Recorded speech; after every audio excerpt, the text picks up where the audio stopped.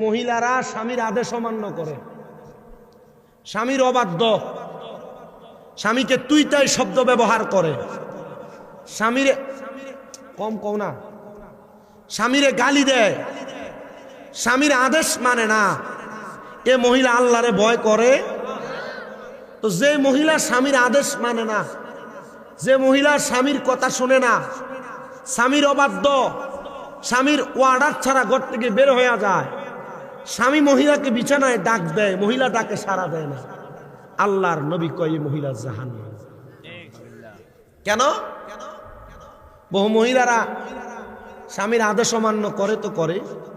আল্লাহর নবীর হাদিসে মুবারাকা, কোন মহিলা গরম ভাত রান্না করতেছে, এ মহিলার ভাত চুলাতে উতরাইতেছে, ভাত পড়া যাবে, কিন্তু এমন টাইমে স্বামী ডাক দিছে মহিলাকে তার বিছানায়, কিন্তু মহিলা স্বামীর ডাকে সাড়া না দিয়া ভাতের দিকে নজর দিছে, মহিলা জাহান্নামে। কিন্তু এ মহিলার জন্য ওয়াজিব হলো ভাত পরে যাকে চিন্তা ছেড়ে দিয়া স্বামীকে শান্ত করা।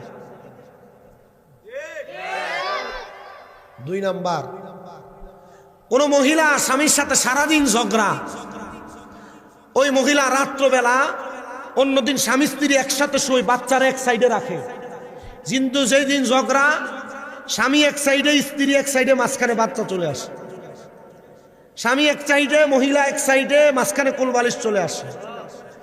একটা মহিলা স্বামীর সাথে সারাদিন ঝগড়া হওয়ার পর আল্লাহর নবী বলে স্বামী স্ত্রীর গভীর রজনীতে বালিশ হবে একটা, আর এবিডি বালিশ একটা বাড়ায়, 2 জন 2 বালিশে, মাঝখানে কোল বালিশ, কথা কয় না। রাহমাতুল্লিল আলামিন নবী বলেন, বেশি উপরে ক্লাস লাগবে না, মেশকাতুল মাসাবির হাদিস পড়েন আপনি। নবী বলেন, কোন মহিলার স্বামী তাকে রাত্রবেলা তার বিছানায় ডাক দিল, ওই মহিলা যদি তার স্বামীকে খুশি করার আগ পর্যন্ত ঘুমায়, তাহলে আল্লাহর কয়েকজন ফেরেশতা ওই মহিলার সামনে দাঁড়ায় দাঁড়ায় ওই মহিলার লানত দেয়।